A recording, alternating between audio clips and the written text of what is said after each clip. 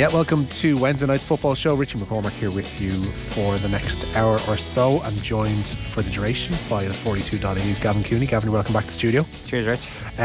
It is Nottingham Forest 0, Manchester United 2. They've played 4 minutes of the second half of the City Ground in this Carabao Cup semi-final. First leg, the goals in the first half for United coming from Marcus Rashford on 6 minutes. He received the ball close to the left-hand touchline, cut inside through Remo Freuler and Joe Worrell, who were defending that side of the pitch for Forest. Rashford managed to evade both and hold off a challenge right at the end to put the ball past Wayne Hennessy, and it was 2-0 just on the stroke of half time. A shot from the edge of the area from Anthony brought a save from Wayne Hennessy, which went straight to the feet, has to be said, of Wout Weghorst. He made it 2-0, his first goal for United. In between, Forest did have the ball in the net. Sam Surridge was adjudged to be just offside, finishing off a fantastic breakaway for Forest midway through the first half, but his shot even came from an offside position. He received the ball in an offside position, and Brennan Johnson has also been causing hassle to the United defence too. But it is 2-0 to United, and they look to be cruising already towards Wembley. Have you seen much of this so far, Gav? I know you were on your travels. Yeah, I obviously left about midway through the first half to come into the studio. So I left just after Sam Surridge's goal was ruled out. I saw Rashford's goal. I think you're being a little bit generous to describe Joe Worrell and co as defending that flank. It was poor. Initially I was on my feet thinking, oh my God, that's amazing by Rashford. Like, it's completely well, I was going to say undefendable, but the defending was indefensible because he just slipped through them far too easily and then finished in the near post beyond Wayne Hennessy. So look, poor defending, but brilliant goal. And just, he really looks in the mood. He just looks so sharp at the moment, Rashford, and it's there was a touch. It's quite great to see. Yeah, there was a touch he had just inside the box once he'd gotten past Worrell and Freuler, just to bring it under control and to be able to get that shot away. I think that was the moment where you just see a player, and it's those tiny little nuances where a player in confidence would probably snatch at that shot and scuff at it somewhat and bring a save from Hennessy, whereas there was no saving that in the way he was able to get it under control. Well, I was on my feet because you knew he was going to score. It's just, and like, go back to last season or the season before, you actually wouldn't expect him to score there at all. You'd expect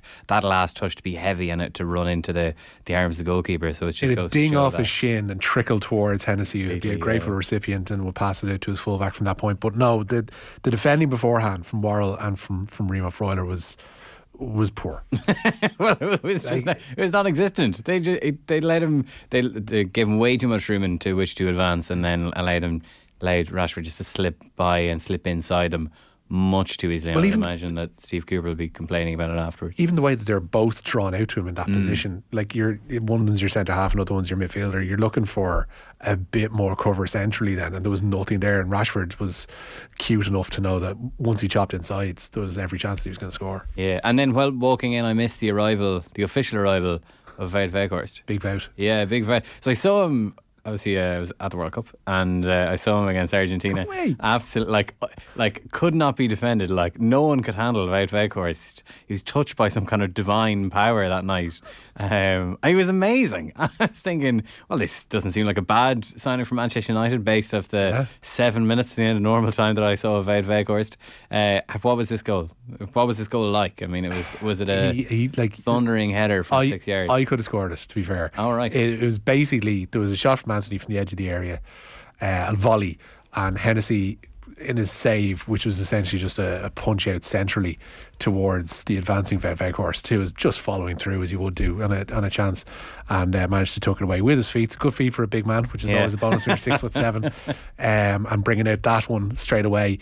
There was a save earlier in the first half as well. David De Gea had to punch away a volley from Gustavo Scarpa too. So Forest have had their chances, and Brennan Johnson is, like, you'd be petrified if he's running at you. He looks brilliant, doesn't he? Pace is absolutely incredible, and I think there is a finish there occasionally. They showed his dad actually in the crowd.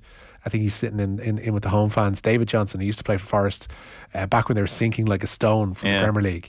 So he was in there too, watching on. And there's Roberto Martinez as well, who's looking on. And I think, no, I don't know. No, I don't. I'm trying to think of well, obviously Bruno Fernandes. He's Ericsson off the bar. Yeah, just off the right hand upright of Wayne Hennessy there. A curling effort from Ericsson just outside the area. So United with their tails up, most certainly. So Martinez is there scouting Bruno Fernandes. I'm trying to think if any other Portuguese players there. I can't think of any off the top of my head. There might be a couple of Nottingham Forest that I've just forgotten that they've signed. I have to look up where Gustavo Scarpa is from. But yeah, it's slim pickings. Why do you need to keep looking at Bruno Fernandes? You got to know what you're dealing with there. Yeah, it's just, Roberto Martinez's commitment to doing a slap up job there. He's an interesting pick for Portugal. I realise this is probably a tangent that maybe you don't want to go down, but and it's not exactly urgent on this January Wednesday.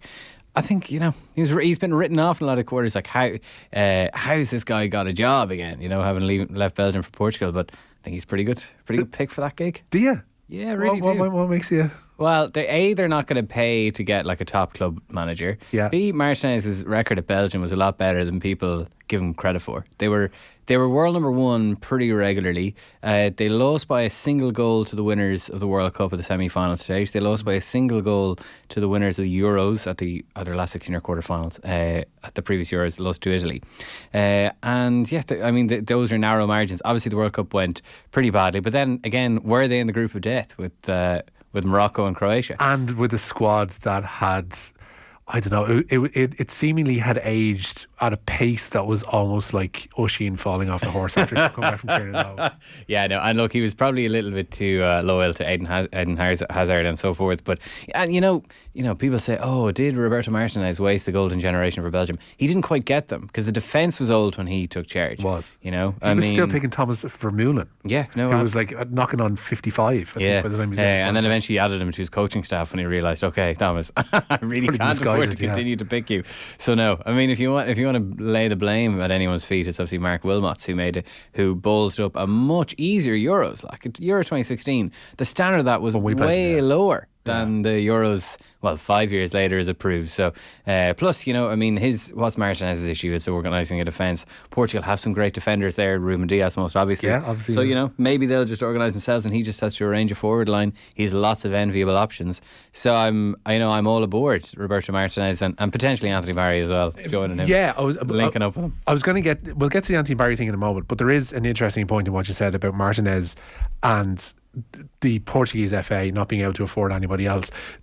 When we talk about, we used to have Ireland managers who would be afraid to blood young players in internationals, and one D Rice comes to mind in a qualifier against Moldova, whereby people were thinking that international football is a step above club football still, which is just totally not the case anymore. No. And that notion, if it hasn't been completely dispelled with already, needs to be gone, because there's a reason why a former Middlesbrough manager is in charge of England. There's a reason why Roberto Martinez is in charge of Portugal. There's a reason why we have Stephen Kenny. There's a reason why umpteen other bosses like Tite, Brazil, now departed obviously, but like that's where international football is. And it's also a different skill set though, isn't it? I mean, a great international manager will not necessarily be a great club manager, and vice versa.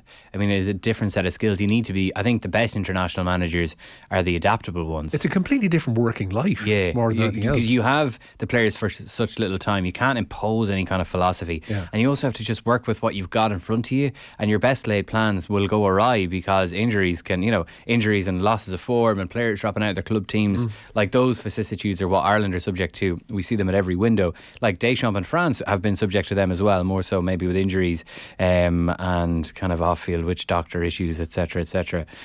So I think sex tapes and the lot. Yeah. they run the gamut with France. Deschamps had a lot to deal with. Yes. And he's dealt with it pretty well. So but like what club Deschamps wouldn't walk into a top club job anymore. No, there's no chance of it. So they're very different. They're very different jobs. Do you think jobs. so? Deschamps, I think, will be the outlier. Where I think if Massimiliano Allegri or whatever is sacked at Juventus, and they've got their own issues at the moment, but he would be one of the names that pops up perhaps in connection with that. Him and Zidane once again vying with Zinedine Zidane. Look, I'd be surprised, to be quite honest, if Deschamps was in the running for a top club job. Look, I could be wrong, but it's difficult to pick. I mean, Mancini was a slight outlier at the Euros, and maybe Luis Enrique at Spain, where you're thinking these guys could go back to a really top club job from the international management, but I don't know, I'm not convinced. On the Anthony Barry thing, we touched on it last night. It looks like he's going to follow, I was going to say follow the money, but he's going to follow Martinez in Portugal. How much of a live chance was there that he might return? And we had Dan on last night, and he was saying that there were conversations held, and Stephen Kenny was in fairly regular contact with him. Yeah, I think they remained on good terms. I think everyone at the FAI kind of remained on good terms with Anthony Barry. He saw a good opportunity to work with Belgium and work at a World Cup and work with the likes of Martinez and the standard of player that's there. So they remained in contact. I don't think it ever got to the stage where there's a firm offer on the table, but I think there were conversations there, and there was a hope anyway that he would return to the Irish senior staff. And sadly, that those hopes were dashed. He would have been great to have back. To be quite honest with you, obviously he's quite tactically astute. He's good on set pieces. I think maybe I have certainly been guilty in the past of overstating his influence in Ireland set pieces. Stephen Kenny has said that he takes responsibility for offensive and defensive set pieces, so he signs off on everything there. At Belgium, he ran defensive set pieces only, as far as I'm aware. That Thierry Henry ran the offensive side of things, but he is he's got a very good reputation, and just his energy and attitude on the training ground and around the camp. I think that's what Kenny would love to replicate. So we'll see. It seems that there is a candidate in the offing, and that there might be an appointment. Definitely, I think Jonathan Hill is on record. I missed the AGM at the weekend, but I think Jonathan Hill is on record as saying that there will be someone in before March, which would be ideal. There's going to be a flurry of activity before March. We're going to get the new logo. We're going to get a new jersey. We're going to get a new assistant coach to replace Johnny Eustace. It's a new Robbie Keane. And a new Robbie. Really? Yeah. Well, Evan Ferguson. Of course. Of course. I mean, you're a Bose man, so you must be tracking. I mean, not to go like classic Bose stereotypes here, Richie. I mean, you liked Evan Ferguson before he was cool. Yeah. When he was a mere slip of a lad at 14. I saw him play against Chelsea at 14. He is the harbinger of doom for Frank Lampard, and I don't think that can be overstated. It was one of Frank's very first matches as Chelsea manager. It was his very first game. Friendly at Dalymount. Was a friendly at Dalymount. Evan Ferguson came on as a substitute as a 14-year-old. Cue social media outrage. Not a Frank Lampard managing a club like Chelsea with minimal managerial experience behind him, but rather that a 14-year-old was being blooded in a pre-season friendly for Chelsea. Well, I did see a lot of, is he too young and inexperienced to be in the dressing room? And I said, I'm sure that Frank Lampard has been there before. Hey, very good. He did, like Ferguson. I just remember, I think was it Eric Malloy who equalised in that game. Yeah, am I right to say Eric Malloy? So, yeah. But Ferguson dummied the ball for him. So he did have an active role, I suppose, in equalising. There you go. He's the harbinger of doom for Frank Lampard, and he was involved, obviously, scoring for Brighton against Everton, and which ultimately helped to sink Frank. But on the Ferguson thing, there is genuine cause for huge, because it's not just us now that's blowing smoke about Ferguson. There are elements England's heard him. Yeah, English people have perked up and have started going, why isn't Gareth Southgate capping this lad? I don't think he's quite gone that far, but he's perking interest from English journalists and scouts and bigger clubs, etc. now already. So yeah, we've every cause to think we're going to win the Euros in a couple of years. There's definitely no reason to worry that he won't play for Ireland, because he will. I don't think there's any doubt about that. And I actually would expect him to start against France, to be quite honest. If he plays, I would say a third of the minutes between now and March with Brighton, perhaps even less, he'll start against France.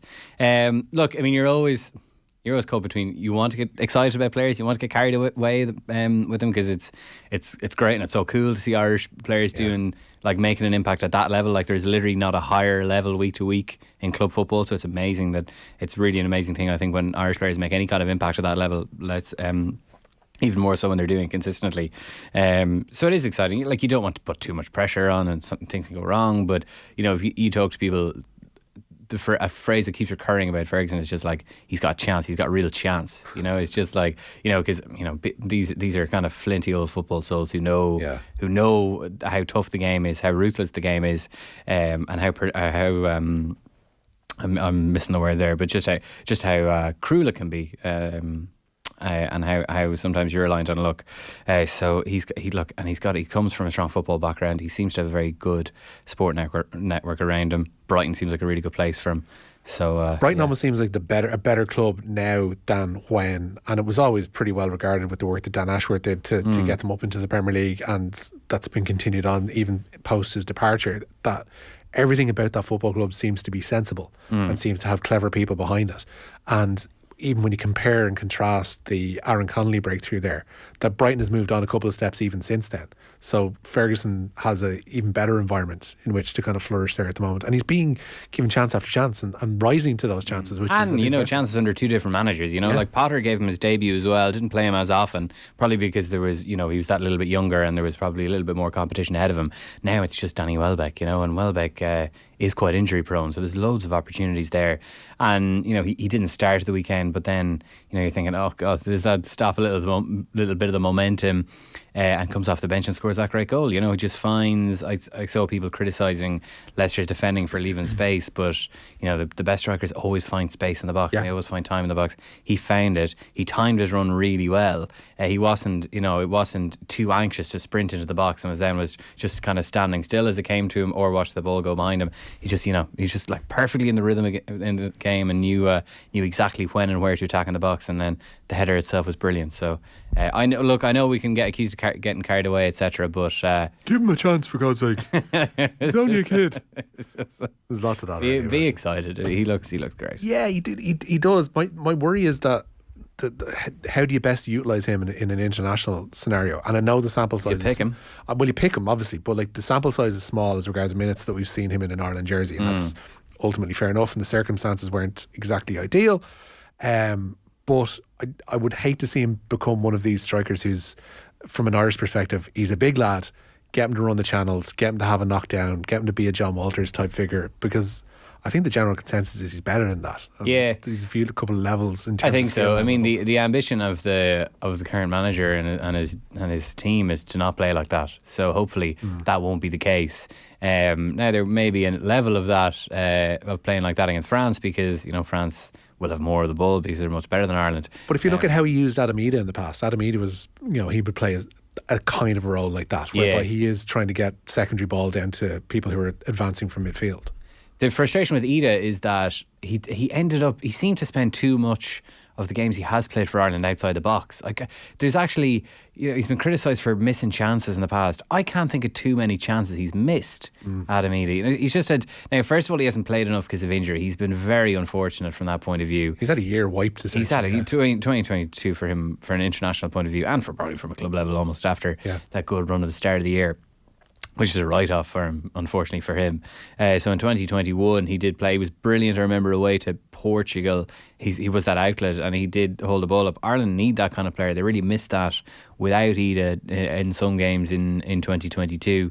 But I'm trying. There may be a couple of missed chances at home to Azerbaijan, and there was one header I remember at home to Portugal that he was just a little bit, he snatched at. He actually had time to take a touch and shoot, actually, rather than a kind of a slightly anxious, kind of jittery header that was too easy for the Portuguese goalkeeper on the night. So I take your point. I mean, I take your point. The Ida thing has been frustrating because he's kind of popped up and he's putting in a lot of good crosses, and you're thinking, actually, no, it should be the other way around. He should be in the penalty area. So that's the job. That's the job of the management to kind of get the structure right and have chances falling to Ferguson. But it seems like based off his Premier League form so far, he won't need too many chances to make an impact. About 15, 16 goals, I think, is what we can expect in qualifying along the way. Just to bring you up give to him a chance. Just to say, only a young fella.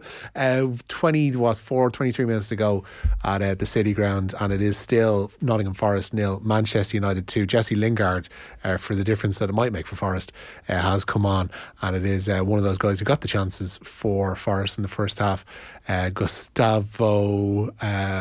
Surname escapes me now. Be news to me. I can't keep up with Forest signings. Scarpa, there we go. Who is a Brazilian and not a Portuguese player. So Roberto Martinez has no right to be looking at him whatsoever. But he is the man to make way for Jesse Lingard, who's come on against his former side. But Forest really paying the price, I think, for having Dean Henderson out at the moment. He's one of those players who could make a massive difference to them. That Weghorst goal, I dare say, doesn't happen if he's fit and eligible to play. And it's just one of those things where circumstances kind of construed against Forest in this time. Hennessy's never really convinced really with anything, be it his performances or his off-field explanations for certain exploits. But you were saying, and I missed this little bit of transfer tattle, that they're interested in Keylor Navas. Well, they need, because the thing about Henderson is he's not just obviously ineligible for this game. He is injured, isn't he's he? injured, yeah. So they want somebody who's long term going to be able to come in, or at least medium term, and they're trying to bring in Keylor Navas. The long term solution is the 48-year-old Keylor Navas. Well, go on, how old is he? I'm being unfair to him now. I think he's probably around 37 now at this stage, but he's still looking for big money. He's on at PSG still at the moment, so they're looking at a loan deal. 36, there you go, is 36. How old Keylor Navas is. I mean, the experience that he has at the top level is impeccable. And if you do bring in a goalkeeper of that quality, like that's a different. Like Henderson has been a difference maker for Forest this season. I think he'd be a brilliant signing for them. I have to say, and like there is a slight, PSG have gone with Donnarumma over Keylor Navas. It makes sense in the longer term. Yeah. Like who would you back in those big Champions League games? Those like this season against Bayern, who would you want? I actually think you'd maybe prefer Navas. Like you say, he's just such a big game player. Does he become a lesser goalkeeper when he has Scott McKenna and Joe Worrell as his defensive guard, though? I mean, well, based off the alleged defending for Rashford's first goal, I would think absolutely yes. Yeah, and you're kind of seeing United running at the Forest defence here again, and they're being given time on the ball. Bruno Fernandes playing the ball out wide to Christian Eriksen, who's after winning himself a corner off Renan Lodi. You wanted to talk about Napoli. I don't have much before we get to the break. Well, I don't have much insight here. That's fine. You're an admirer, and I think a lot of what we get lost in when we're talking about football is we have to analyse and we have to go deep and stuff. And what got us in love with football to begin with were these teams that caught our eye and just came from nowhere. Exactly. I mean, because Napoli had an absolute, you could say they had a bit of a nightmare off season. Like, I mean, the manager Luciano Spalletti was ended up kind of remonstrating with impatient fans at the training ground because the transfer window, they basically ripped out the spine of a team that had served them really well for years. They didn't quite get over the line under Serie in that run for the league title a couple of years ago. But like Koulibaly sold, Insigne gone, Mertens gone, and then Fabian Ruiz left for PSG. I think, God Almighty, I mean, Napoli were, they started the season previous really well, and they messed that up. Like, what kind of season are they going to have this year?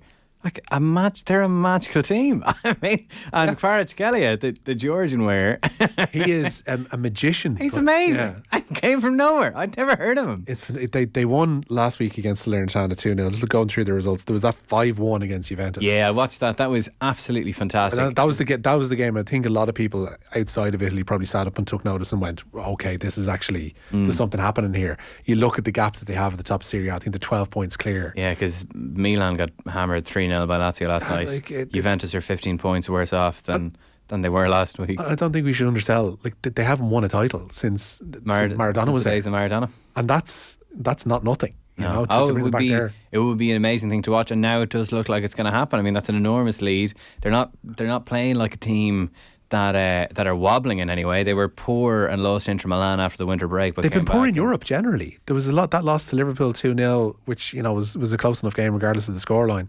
But they've lost games in Europe that you kind of think that a team of their quality that we've seen so far this season should be winning. Yeah, I think they still topped that group. I think it was surprising to see them lose at Anfield. They still absolutely destroyed Liverpool in the home game. So I will say this. Go on. They have got a special kit coming out for Valentine's Day. Have you seen this? Yeah. It's got a kind of a like puckered lips on the. It's got a smoochy lips on the torso and some red sleeves. That kind of thing is the kind of thing that deserves a 12-point, 15-point penalty. But they had special ones for Christmas, and they bring out special kits every couple of weeks. Lures of fast fashion in Naples. I can't get on board, like, because Italy is cradle to so many iconic kits. Like, I was having the piss taken out of me by Dan last night for having an affinity with jerseys and stuff like that. But you can't go around with a pair of smoochy lips on your side and be taken seriously as Serie A champions. No, I think that kit's quite lame, and they've had there's a few lame once-off special kits, but I'll forgive them. I mean, I'd happily watch Kvaratskhelia run down the wing wearing that. The worry is now that they're going to be picked off one by one again, and Kvaratskhelia is one of those players. They will. Yeah, they absolutely will. So, get yourself a BT Sports subscription and tune in. We've only got another few months of this magic left. It is a 12-point lead that they have to defend, and we'll see how well they go about that. More to get to with Gav after this. They're into the final 18 minutes at the City Ground. Forest making more substitutions. Neco Williams is one of those coming on for Renan Lodi. Just there we've seen Morgan Gibbs-White make way too. The football show is brought to you by Sky. All the football you love in one place across Sky Sports, BT Sport and Premier Sport. Gav, I want to talk Everton with you after the break as well, but we will be back after these. Football on Off the Ball. With Sky, proud partner and supporter of the Republic of Ireland women's national football team. This is News Talk. Who is the next News Talk Business Person of the Month? Well, that's up to you to decide. Joe Lynham will host a monthly feature on Breakfast Business, which will profile some of the finest business leaders and innovators in Ireland. Each month, the winner will be welcomed on air for an interview and profile of their career to date. Think that they have what it takes? Or maybe you feel you're the one? Then all you have to do is nominate by going to newstalk.com/nominate. The News Talk Business Person of the Month. With Evershed Sutherland, Ireland's most established and largest global law firm. On News Talk. It's the final weekend of the Harvey Norman Big Sale and your last chance to get big deals on home appliances like the Miele single oven with automatic programs, taking the stress out of cooking. Now 1,689. Speed up your cooking time with this Miele Combi microwave oven. Now 1,879. Buy both products and get a bonus €100 Harvey Norman gift card. And get our best prices guaranteed, in-store and online. So why shop anywhere else? The Harvey Norman Big Sale must end Monday. Go! Whether it's in the cupboard, under the bed, or down the side of the couch, if you can find your smartphone, you can trade it in for an average of €130 at Vodafone, where we'll recycle and repurpose it. Good for your pocket and the planet. Search Vodafone Trade-In or visit your local Vodafone store to find out more. So, where's yours? Vodafone. Together we can. Trade-in is subject to trading in an eligible device. Average trade-in value is €130. For full terms, see vodafone.ie/terms. We all want to live in a more sustainable world. So let's start by living in more sustainable homes. SSE Airtricity makes it easy with the Generation Green Home Upgrade. Our award-winning one-stop shop initiative partners with experts in insulation, heating, solar, windows and doors to make your home more energy efficient and cost-effective. We do all the hard work for you with end-to-end project management and a streamlined SEAI grant application process. Discover your home's BER rating at sseairtricity.com/home upgrade and see how a Generation Green home upgrade can benefit you. Registered with the SEAI for home energy upgrades. Grants offered are provided by the Government of Ireland through the Sustainable Energy Authority of Ireland. Hello and welcome to the Dublin Racing Festival at Leopardstown over the new February bank holiday weekend. The gates are open and they're off to enjoy 2 days of festival fun and excitement with top-class Irish jumps racing, a feast of food and flavours, Six Nations action on the big screen and live music and entertainment throughout. Experience the Dublin Racing Festival at Leopardstown February 4th and 5th. More than racing, more than a festival. Book online for the best price at leopardstown.com. The Arnott's Winter Sale is now on, with final reductions of up to 70% off almost everything. The perfect excuse to get anything you want at the price you want. Whether it's sprucing up your home, updating your New Year wardrobe, or you just want to treat yourself. Shop the Arnott's Winter Sale with up to 70% off across all departments. In-store and online at arnotts.ie. The CAO application deadline of 1st of February is fast approaching. Don't miss the opportunity to add Ireland's highest ranked university to your CAO choices. Trinity College Dublin offers over 100 undergraduate degrees, 170 clubs and societies and so much more. Our world-class lecturers and beautiful campus in the heart of Dublin City have been inspiring generations for over 400 years. Visit tcd.ie/CAO and be inspired. That's tcd.ie/CAO. Dundeel Motors is home to Ireland's largest range of new and premium used cars from all of Ireland's trusted car dealerships. That's why you will find Brady's Mercedes-Benz on Dundeel. Visit Brady's Mercedes-Benz showroom on Dundeel to find your next car. Dundeel Motors, for Ireland's largest range of new and used cars from all of Ireland's trusted car dealerships. Visit dundeel.ie today. Football on Off the Ball. With Sky, all the football you love in one place. Across Sky Sports, BT Sport and Premier Sports. Welcome back to the football show. Off air we were just talking about it. Golf intercedes everything now and gets in the way. We were talking about the tea throwing incident. We need more of that in football, I think. It needs to be more throwing tea. Not throwing teas necessarily, but just more people cast in a Patrick Reed kind of light, who are, bully boys and go around, picking on people and fight back against that kind of... We need more villains, is what you're saying. Yeah, if you have a good villain, therefore, by contrast, you have a good guy as well. Well, we were talking and you do wonder now that, basically all the bad guys are going to live. So, who's there left to root against on the PGA Tour? No one. If you have any suggestions, we'd be more than willing to hear them. 53106 is the text number for 30 cent. I wanted to talk about Everton because that situation is no less there. That's exactly the response you think you get when you're talking about Everton, because Frank Lampard's gone. Their managerial net has been cast wide and far. There's names like Sean Dyche, Marcelo Bielsa, Ralph Hasenhüttl has been mentioned in dispatches as well. They still seem intent on signing players, even though there's no manager in place, so therefore no guidance at the club. But one of the names mentioned today was Hakim Ziyech at Chelsea, and they seem very determined to get him after missing out on Arnaud Danjuma, who's gone to Tottenham. There are contrasting reports last night as regards to the sale of the club. Will Unwin's report in the Guardian said that Farhad Moshiri had resolved to sell. He was looking for north of 500 million and would be open to selling a minority stake or majority stake, essentially just to get more funding in and to divest himself of this massive club, which has become just hellscape for him.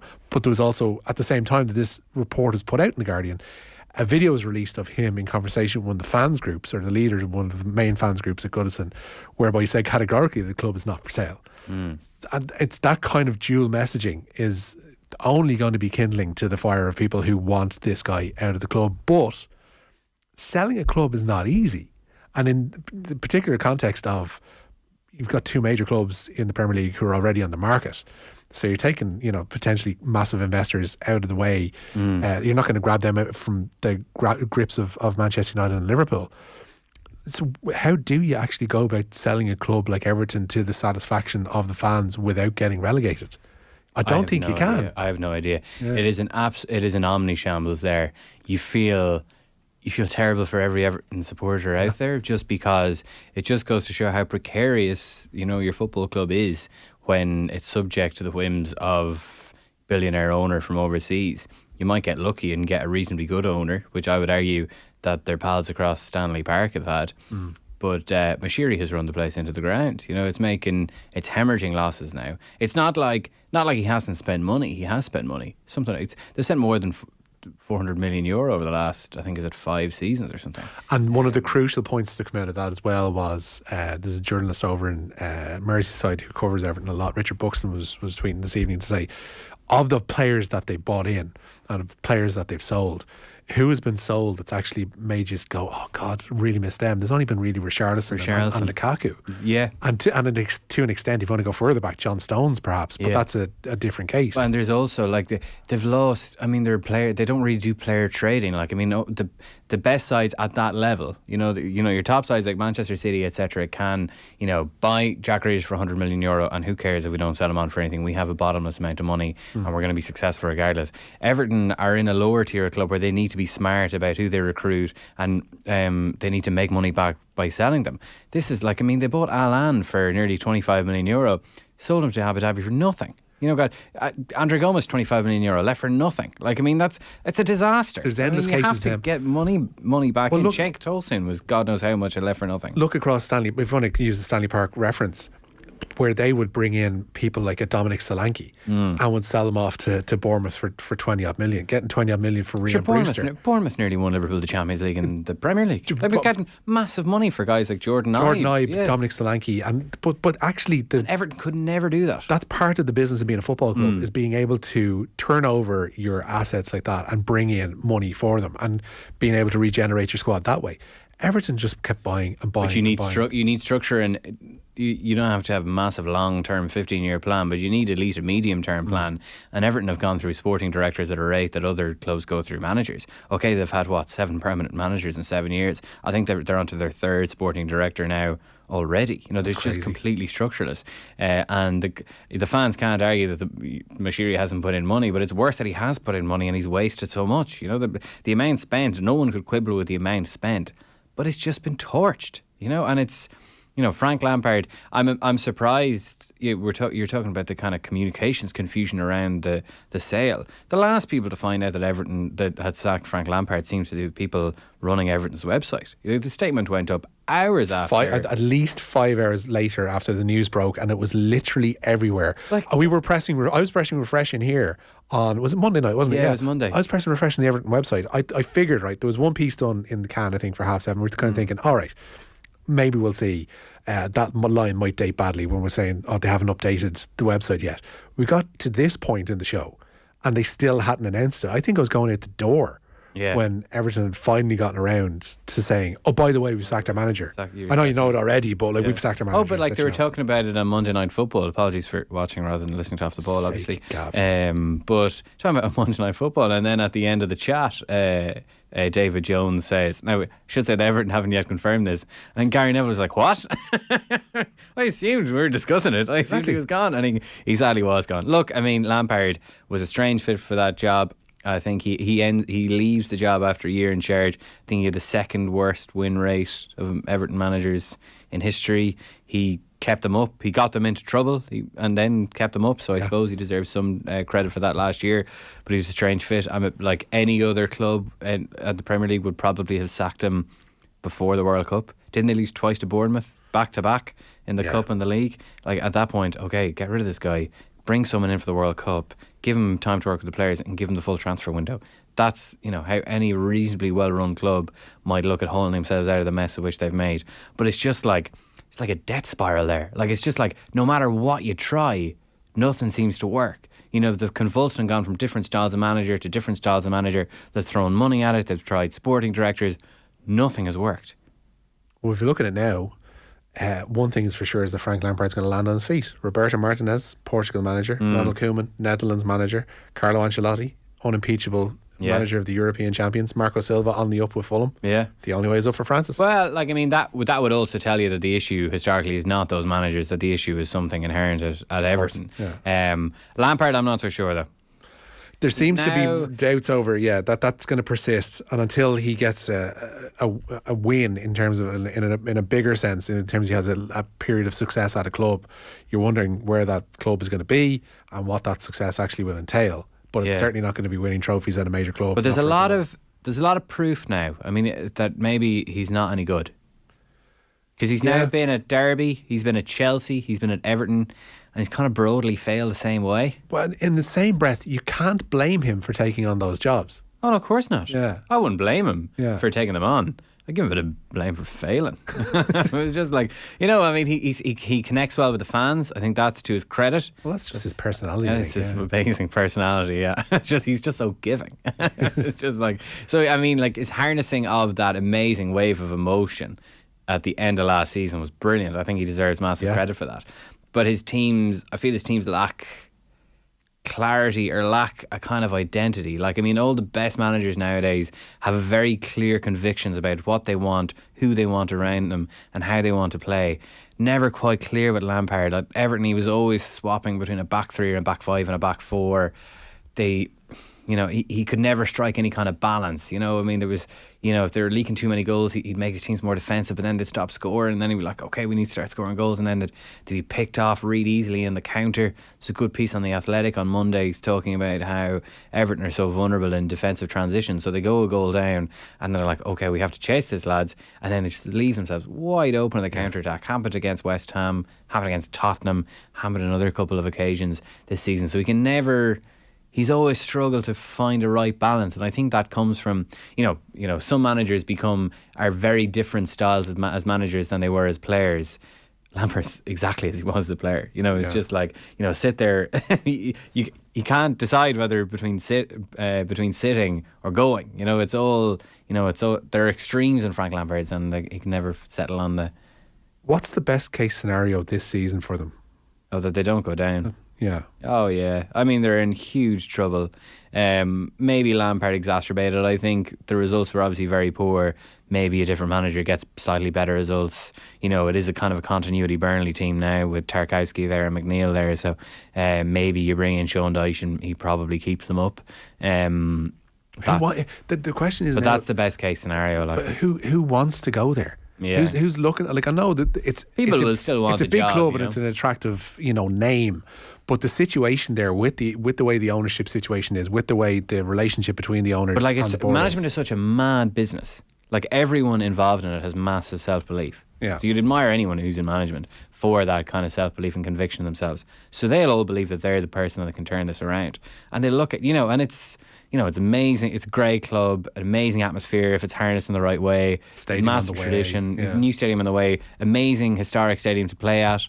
That is tempting in its own right. And there are only 20 Premier League jobs in the world. So I think that will tempt people.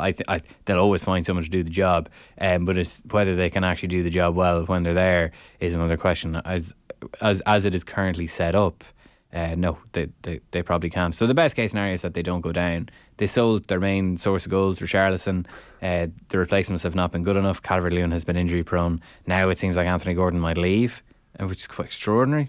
If they fended off those that massive bid from Chelsea during the summer, now it seems they're locked in negotiations with Newcastle. And Newcastle not willing to pay 60 million, which seems like a nuts amount of money anyway. But the thought is that they're going to be, talked down essentially, and going to be knocking around 35, 40 million, which is still.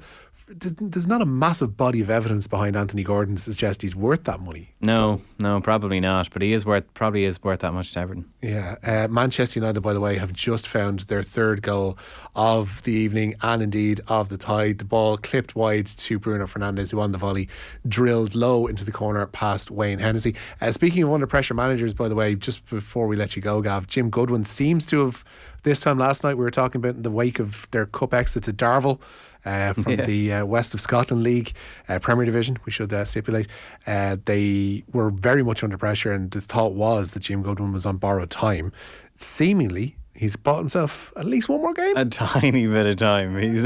He's not got the most resounding of backing from the board today. So there has been a statement from the chairman this evening at Aberdeen to say that we sat down, had an uncomfortable chat with Jim. He knows this isn't good enough, but he'll be in the dugout at the weekend. So that is a scolding from the headmaster to say, don't be at that again. So, well, see, it's kind of going awry for Goodwin. Like, it's 1 win and 9. That is an absolute, that is a humiliation against Darvel in midweek, coming off the back of a 5-0 loss to Hearts. You know, and kind of, he's one of those Irish names you keep an eye on, coaching wise. There's so much promise with that period at St Mirren that he had actually done really well, and it's the reason why you take that step up from St Mirren to Aberdeen. That career path, St Mirren, Aberdeen. History teaches us quarter century domination of Manchester United awaits. Yeah. But no, sadly, it seems like that maybe is his first kind of failure in management, but it need not be.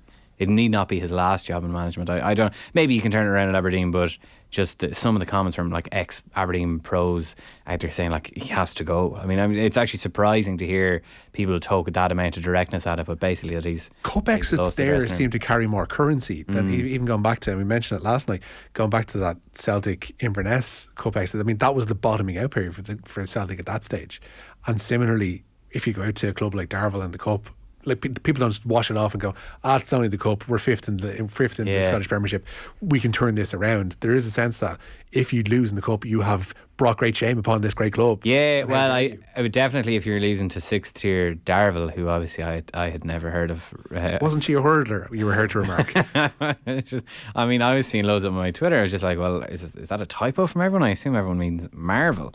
But I guess maybe, Aberdeen know they're not going to win the Scottish Premiership, but they, it's not beyond the realms possibility that they win the cup, and it is a team it is a great club that has made its name partly through cups. Of course. Is it 40 years this year since the Cup Winners' Cup against, was it Real Madrid? I think it was, yeah. Willie Miller holding the trophy aloft. But I just saw, I was reading a couple of articles on it today, and the intro was just here's a quiz question. Name the side that won the Cup Winners' Cup 40 years ago and then lost to a 6th tier team this week. I was just okay, it's slightly contrived, but fair enough. But it just goes to show how I suppose they're kind of defining themselves by cups. We'll keep tabs on them anyway. Gavin Cooney, thank you so much for dropping in this evening. Football is brought to you by Sky. All the football you love in one place across Sky Sports, BT Sport and Premier Sports. They're into added time at the City Ground. Nottingham Forest 0, Manchester United 3. United have taken their chances when they've come their way, aided by a little bit of Wayne Hennessy in goal for Forest tonight. But United set fair to head to Wembley. They do have the second leg still to come, but I don't think there'll be any turning this around from a Forest perspective. We'll be wrapping things up just after this. Football on Off the Ball. With Sky, proud partner and supporter of the Republic of Ireland women's national football team. This is News Talk. You're snuggled up on your soft new velvet sofa, the one you just bought in the Easy Living Interiors winter sale. It's so comfortable, just like the luxury mattress and